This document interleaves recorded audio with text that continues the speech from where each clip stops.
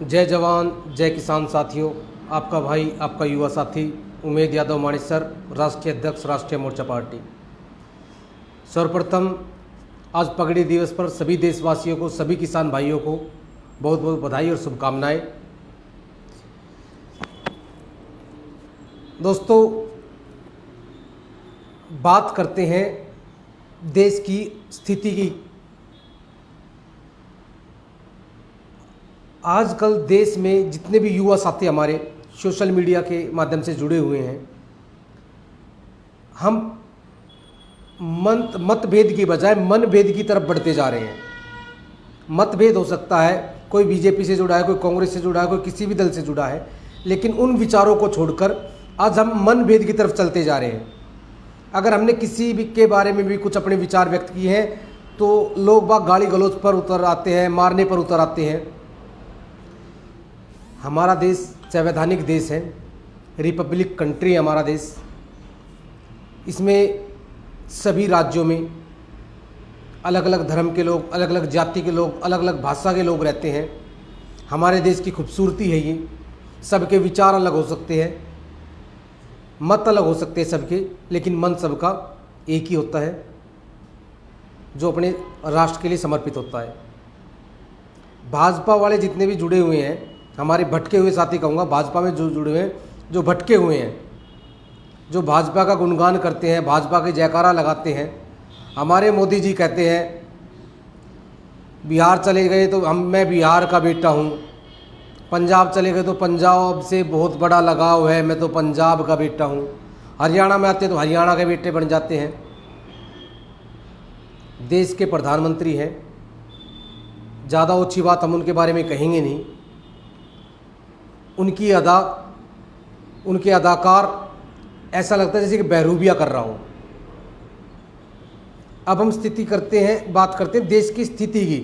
देश में सारी सरकारी संस्थाएं परसेंटेज के हिसाब से बेची जा रही हैं। सारी सरकारी संस्थाएं, बेल, रेल, प्लेन, कोई भी ऐसी सरकारी संस्था नहीं है। BSNL हो गया, LIC हो गया। LIC एक ऐसी संस्था है जिसमें करीब लगभग हर आदमी अपना छोटा या बड़ा इन्वेस्टमेंट करता है, उसको भी बेचने पे तुले हैं ये। पहले भी ये बेचने का सिस्टम होता था, लेकिन जब सरकार कुछ कर्जे में आती थी, घाटे में आती थी, तो कुछ शेयर अपने बेच देती थी। लेकिन आज तो कंप्लीट ही सारी सरकारी संस्थाएं बेच रही है। दूसरी बात, जितने भी सरकारी कर्मचारी हैं उनको पेंशन मुक्त कर रही है कि उनको पेंशन नहीं दी जाएगी। सोचने वाली बात है साथियों। जितने भी मेरे सरकारी कर्मचारी साथी सुन रहे हैं, जितने भी मेरे भाजपा के कार्यकर्ता, भाजपा के साथी सुन रहे हैं, देश में सारी सरकारी संस्था बेचने के बाद, सरकारी कर्मचारियों की पेंशन खत्म करने के बाद, देश आज भी कर्जे में है, देश आज भी आपातकाल में है। शिक्षा का बजट घटाया गया है,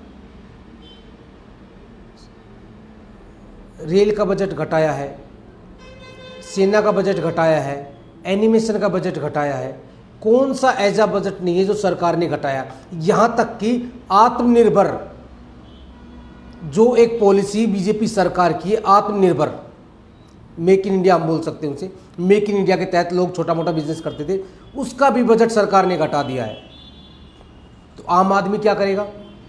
करोड़ों रुपए का कर्जा बिजनेसमैनों को माफ किया जाता है। जब देश के प्रधानमंत्री के बतौर पहली रैली हमारे क्षेत्र रेवाड़ी में की गई थी, तो प्रधानमंत्री मोदी जी का जवाब था, जिस दिन मैं प्रधानमंत्री की कुर्सी पर बैठूंगा, पहली कलम से किसानों का कर्जा माफ होगा। पहली कलम से किसानों का कर्जा माफ होगा। पूर्व सैनिक रैली के नाम से रैली की गई थी। पूर्व सैनिक, देश भर से पूर्व सैनिक वहाँ रैली में आए हुए थे और वहाँ पर कहा गया था 1 पेंशन 1 रैंक लागू किया जाएगा। आज इस सरकार को 7 साल हो चुके हैं, लेकिन इस सरकार ने अपने वायदों से मुकर चुकी है। ये सिर्फ हिंदू मुसलमान, हिंदुस्तान पाकिस्तान, हिंदुस्तान चाइना लोगों के दिमाग में, इसके अलावा धारा 370 हटवा दी, राम मंदिर का निर्माण हो गया। अच्छी बातें हैं, क्या इनसे आम आदमी का गुजारा हो जाएगा? जो रोजगार घटे हैं, जो डेवलपमेंट देश में होनी थी वो नहीं हो पाई है। देश में शिक्षा का बजट घटा है, सेना का बजट घटा है। जिस राष्ट्रवाद की बात करके, जिस सेना की बात करके ये सरकार आई है, उस सेना का बजट घटा दिया इन्होंने।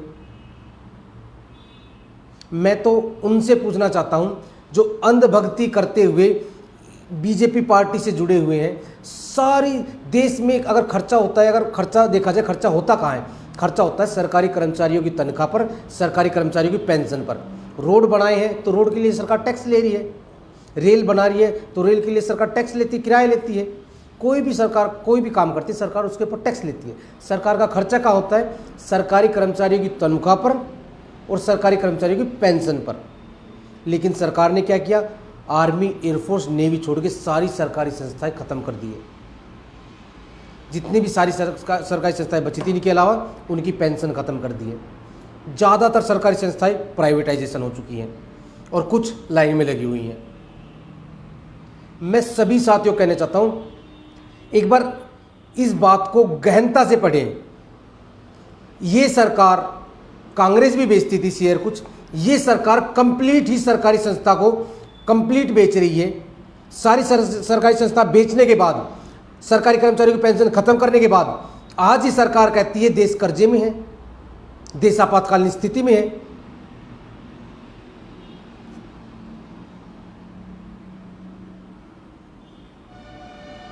भाई मनु शर्मा जी, भाई बिल्कुल मैं आपकी पोस्ट देखता हूं, बाकी आपके जज्बे को सलाम है और सैल्यूट करता हूं ऐसे साथियों को जो पार्टी से जुड़े रहने के बाद भी बेबाक आवाज होती है उनकी पार्टी की गलत नीतियों के खिलाफ।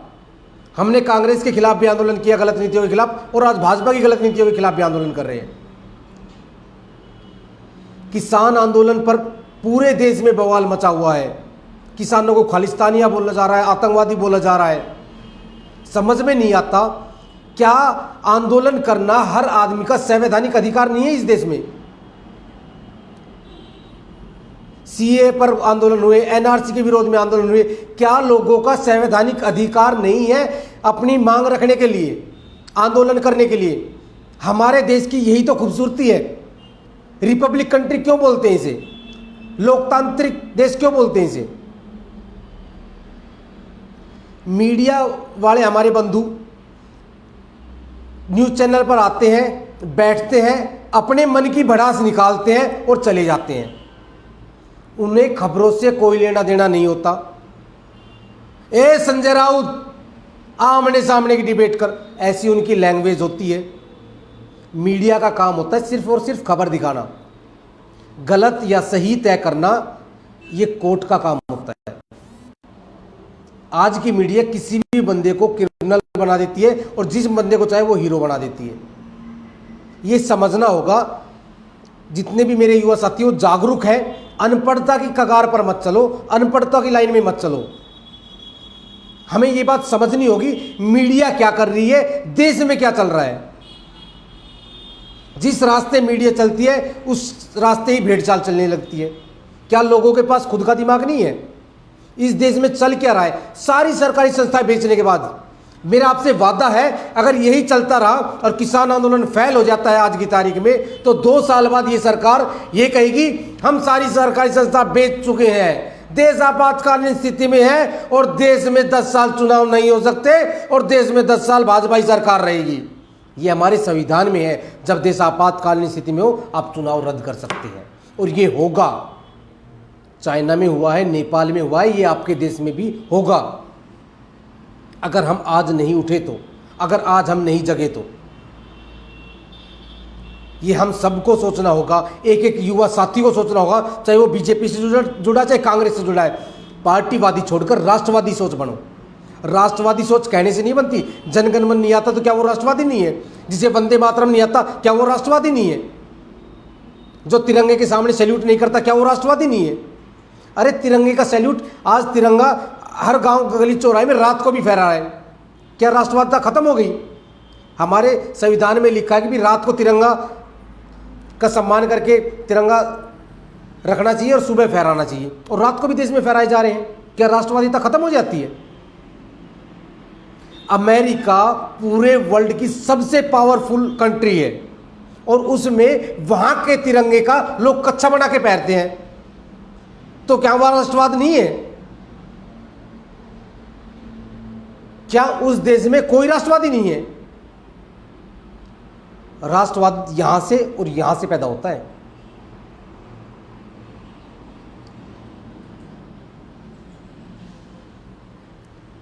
राष्ट्रवाद दिल से निकलता है। राष्ट्रवाद की बात होती है विरोध करना। भगत सिंह ने भी विरोध किया था। भाई तेज बहादुर ने जब खराब दाल मिलती है फौज में, उसका विरोध किया है। 13 लाख की फौज में एक साथी ने, हमारे ने आवाज आगे उठाई, और जो देश की सबसे बड़ी गद्दार कौम है बीजेपी की, उन्होंने उसको ही देशद्रोही ठहराया है, उसको ही गद्दार बोलने लग गए। जब भगत सिंह जेल में था तो इसी दाल के लिए भूख हड़ताल की थी उन्होंने। अगर तुम्हारे दिमाग में बात हो, आज भगत सिंह को पूछते हो, जिस भगत सिंह ने इसी दाल के लिए, सिर्फ अपने लिए नहीं, जेल में जितने भी कैदी थे सबके अच्छे खाने का अधिकार होता है, सबका अच्छा खाने का अधिकार होता है, तो फौजी का नहीं है? क्या फौजी शहीद होने के बाद ही माना जाएगा हाँ फौजी है? अगर उसने दाल खाने की मांग कर ली तो क्या वो राष्ट्रवादी नहीं है? क्या वो देश का, सेना का फौजी नहीं है? शहीद हो गया तो देश का फौजी है, और कुछ उसने हक की बात कर ली तो नहीं, वो देश का नहीं है। ये मानसिकता कहाँ की है? मैं सभी साथियों से कहता हूं, अगर हमें पाकिस्तान से लड़ाई लड़नी है तो सरकार को लड़नी है। आम जनता पाकिस्तान का कुछ नहीं कर सकती। पाकिस्तान की राजनीति और हिंदुस्तान की राजनीति में यही समानता है। वहाँ के लोगों के दिमाग में भरा जाता है हिंदुस्तान मुर्दाबाद, और हिंदुस्तान में भरा जाता है पाकिस्तान मुर्दाबाद। लोग बाग आपस में ही मर जाते हैं और राजनेता अपना फ़ायदा उठा जाते हैं। सोचने वाली बात है साथियों। ना हमें हिंदू से मतलब, ना मुसलमान से मतलब, ना हमें हिंदुस्तान से मतलब, ना पाकिस्तान से मतलब। देश की डेवलपमेंट से मतलब है, देश की इकोनॉमी से मतलब है, देश के भाईचारे से मतलब है, देश की एकता और अखंडता से मतलब है। देश तोड़ने के लिए नहीं बना, देश जोड़ने के लिए बना है। कब समझेंगे ये बात हम?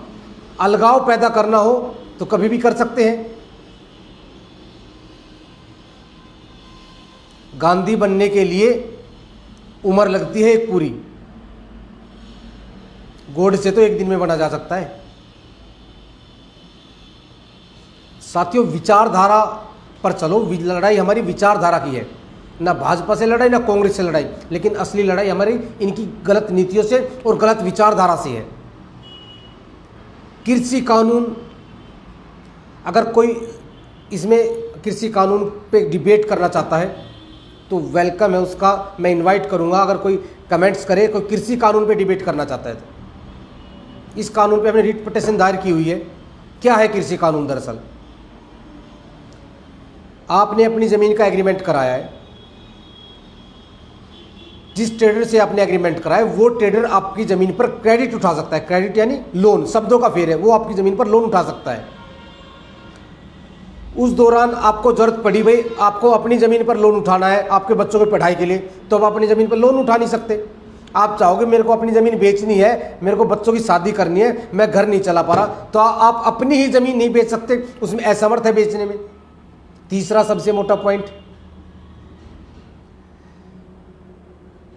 अगर आप चाहोगे भाई हमारी ट्रेडर से नहीं बनती, हमारी आपकी राम राम है, हम आपसे एग्रीमेंट नहीं करना चाहते, इसमें बहुत मोटा सा पॉइंट दिया हुआ है, म्यूचुअल अंडरस्टैंडिंग, यानी दोनों की सहमति से। जब आपसे ट्रेडर यानी कंपनी भी चाहेगी हाँ मैं आपसे हटना चाहती हूँ, तब आप हट सकते हो। आपके चाहने से कुछ नहीं होगा, आप उम्र भर उस कंपनी के साथ जुड़े रहेंगे, अपनी ही ज़मीन में मजदूरी करेंगे। मजदूरी करेंगे तो आपको पैसे मिलेंगे, नहीं करेंगे तो नहीं मिलेंगे। आपकी ज़मीन पर लोन, ना आपकी ज़मीन पर लोन उठा सकते, ना आप अपनी ज़मीन बेच सकते। ये ऑन रिकॉर्ड डॉक्यूमेंट्स हैं, कोई बीजेपी की आईटी सेल नहीं है, ऑन रिकॉर्ड डॉक्यूमेंट्स हैं। एमएसपी है, थी, रहेगी। मोदी जी ने तो कहा था अगर 6 महीने में काला धन वापस ना आए तो बीच चौराहे पर फांसी लटका देना। 21 दिन दीजिए, 21 दिन कोरोना जड़ से गायब हो जाएगा। कहाँ गए? आज देश में कुछ भी वर्बली नहीं होता। जब देश का प्रधानमंत्री झूठ बोलता है तो विश्वास किस पर किया जाए? पूरे देश ने एक मुश्त होकर कांग्रेस की भ्रष्टाचार से त्रस्त होकर नरेंद्र मोदी की सरकार बनाई थी, कुछ आशाओं के साथ कि देश में बड़ा बदलाव आएगा, देश में युवाओं को रोजगार मिलेगा, देश प्रगति की ओर बढ़ेगा। सिर्फ और सिर्फ सोशल मीडिया पे, सिर्फ और सिर्फ इलेक्ट्रॉनिक मीडिया पे और सिर्फ भाजपा कार्यालय ही देश में डेवलप हुए हैं। बाकी डेवलपमेंट कहीं पर भी नहीं है। सोशल मीडिया पे कई लोग डिबेट करते हैं, विदेशों में नाम हो गया। भाई कैसा नाम हो गया? भारत दुनिया की दूसरी आबादी वाला देश है। इतने बड़े देश का नाम तो पहले से ही है। भारत की सेना हमेशा अव्वल रही है।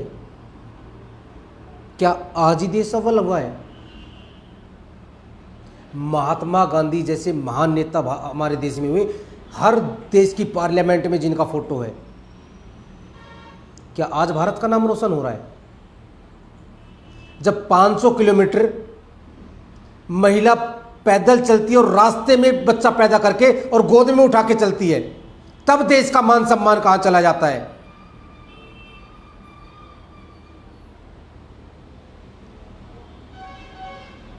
एक भी अगर बीजेपी वाला इस बात का जवाब दे, तब देश का मान सम्मान कहां चला जाता है? जनगण मन नहीं आया तो ये राष्ट्रवादी नहीं है, वंदे मातरम नहीं आया तो ये राष्ट्रवादी नहीं है। मैं चैलेंज के साथ कहता हूं, मैं दावे के साथ कहता हूं, जितने भी सोशल मीडिया पे भाजपा के साथ जुड़े हैं, अनपढ़, जाहिल और गवार मिलेंगे आप लोगों को, जो तू तड़ाक करते हैं, गाली गलौज देते हैं। उनकी शैक्षणिक योग्यता देख लो, अगर वो 10वीं 12वीं के ऊपर मिल जाए तो हम राजनीति करना छोड़ देंगे। गाली कहां की सभ्यता होती है? और भाजपा के आईटी सेल, भाजपा के उच्च अधिकारी, भाजपा के बड़े नेता गालियां देते हैं, उन पर कोई प्रतिक्रिया नहीं होती। सबकी बहन बेटियों के पास आज एंड्रॉयड फोन है, सब सोशल मीडिया पे अटैच होती हैं, और फिर उनकी हरकतें ऐसी होती हैं, वाहवाही बटोरते हैं बीजेपी वाले। देश का माहौल किसने खराब किया? सोशल मीडिया पे माहौल किसने खराब किया? सबको पता है, लेकिन 4 आदमी टॉर्चर करते हैं मिलकर एक आदमी को, तो वो बेचारे का जवाब निकलता ही नहीं है, वो साइलेंट मोड पर बैठ जाता है। ये माहौल है, लोग बाग भीड़ के साथ चलते हैं। भाई आज बीजेपी का रुझान है, अगर मैं कांग्रेस की बात करूंगा या मैं देश हित की बात करूंगा तो बीजेपी वाले ट्रोल करेंगे मेरे को। मैं बीजेपी के खिलाफ बोलूंगा तो बीजेपी वाले गाली गलौज करेंगे, ट्रोल करेंगे मेरे को। कांग्रेस की सरकार है, मैं कांग्रेस के खिलाफ करूंगा तो कांग्रेस वाले ट्रोल करेंगे मेरे को। साथियों, भीड़ का हिस्सा बनना बंद करें, सही को सही और गलत को गलत कहने का मादा रखें। जब हर आदमी में इतनी ताकत होगी, बोलने की क्षमता होगी, अपने नेता से सवाल करने का जज्बा होगा, कोई भी नेता आपके गांव में आता है, आपके पड़ोस में आता है, तो उसे सवाल करें, आपने किया क्या है अब तक, आप आगे का प्लान क्या है, करना क्या चाहते हैं आप। जिस दिन हर आदमी में ये जज्बा आएगा, तब देश तरक्की करेगा। एक दूसरे पर लांछन लगाने से नहीं या चुप बैठने से नहीं होगा। हर व्यक्ति, हर युवा साथी को आगे आना होगा और अपने अपने क्षेत्र में आवाज़ बुलंद करनी पड़ेगी, और किसान कौम को पार्लियामेंट तक हमें पहुंचाना पड़ेगा। परिवारवाद कहाँ खत्म हुआ है, कोई बताएगा? हमारे दक्षिण हरियाणा से ही ले लो, 3 परिवार ही हैं जो पीढ़ी दर पीढ़ी चलते आ रहे हैं। राव मोहर सिंह परिवार हो गया, राव कप्तान अजय कप्तान का परिवार हो गया, राव इंद्रजीत का परिवार हो गया। क्या गुलामी छोड़ दी हमने? क्या इस क्षेत्र में और कोई आदमी नेता बनने के लायक ही नहीं है? और दक्षिण हरियाणा का डेवलपमेंट भी आप देख चुके हो, कितना डेवलपमेंट हुआ है यहाँ पर।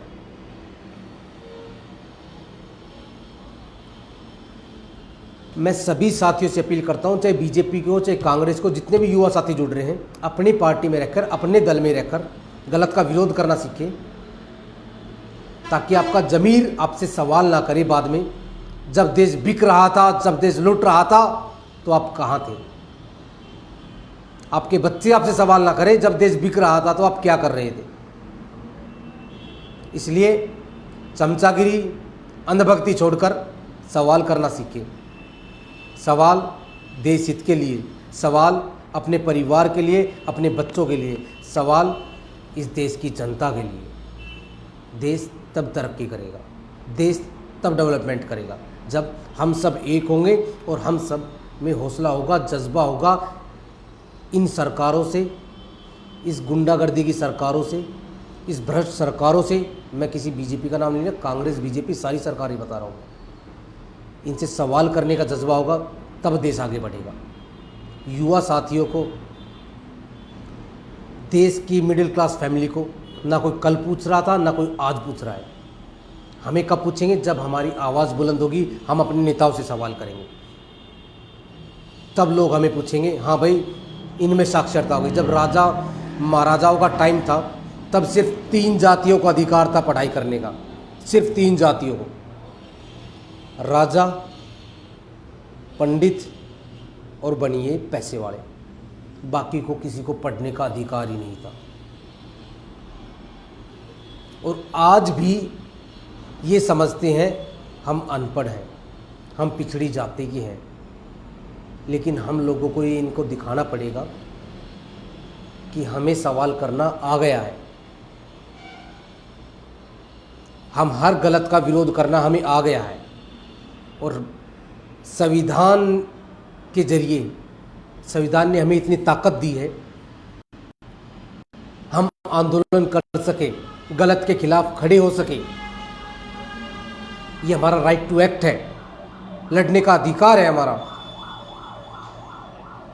ये जज्बा हर युवा साथी में होना चाहिए।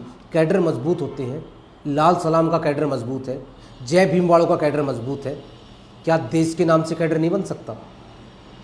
चाहे किसी भी पॉलिटिकल पार्टी के खिलाफ हो, चाहे जो पॉलिटिकल पार्टी आए, जो गलत करे उसके खिलाफ कैडर तैयार हो। कैडर तैयार करने का जज्बा होना चाहिए, हौसला होना चाहिए। कैडर तैयार होते हैं। जितने भी मेरे साथी सुन रहे हैं, चाहे भाजपा से, कांग्रेस से हो, सारी पार्टियां एक जैसी होती है। आज बीजेपी में हो, कल कांग्रेस में थे, कल कांग्रेस सरकार आएगी तो ये बीजेपी वाले सारे कांग्रेस में चले जाएंगे। इन नेताओं से देश कभी भी नहीं संभलेगा, ना इन्होंने संभाला है, ना ही संभालना चाहते हैं। अगर देश में डेवलपमेंट लेके आनी है तो सरकारें बदलनी पड़ेगी, किसान कौम आगे लेके आनी पड़ेगी, जो ज़मीन से जुड़े लोग हैं वो आगे लेके आने पड़ेंगे।